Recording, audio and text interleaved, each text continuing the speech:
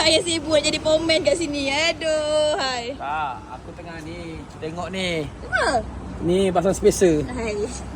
Kau tahu pasal spacer pun. Kena pasang spacer juga. Kenapa? Sebab rem yang kita nak tukar ni, dia nak kena tambah spacer juga. Oh, belakang kita tambah spacer lah. Kena tambah spacer bukan Spencer. Spacer. Ha. Spacer. Apa berdasar? Spacer. Spacer. Spender. Spacer. Woi.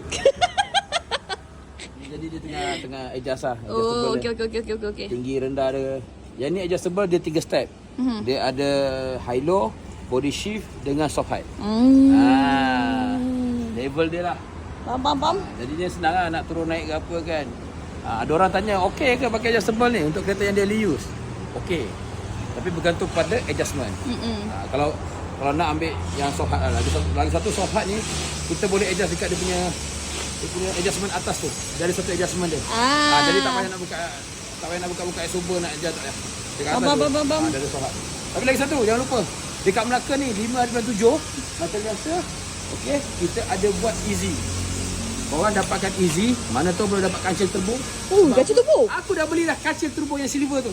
Oi, Yang member aku dah beli. kena beli. Sebab apa aku nak bagi dekat siapa yang bertuah beli easy pembasmi lipas. 1 easy 1 kupon, 2 easy 2 kupon, 3 easy 3 kupon. Tapi kalau nak beli kat online pun boleh. Pergi tengok dekat aku punya dekat profile, dekat bahagian TikTok shop tu. Pergi tengok situ. Okey, ataupun kalau aku tengah live kau masuk dalam live aku bagi aku best. Terima kasih.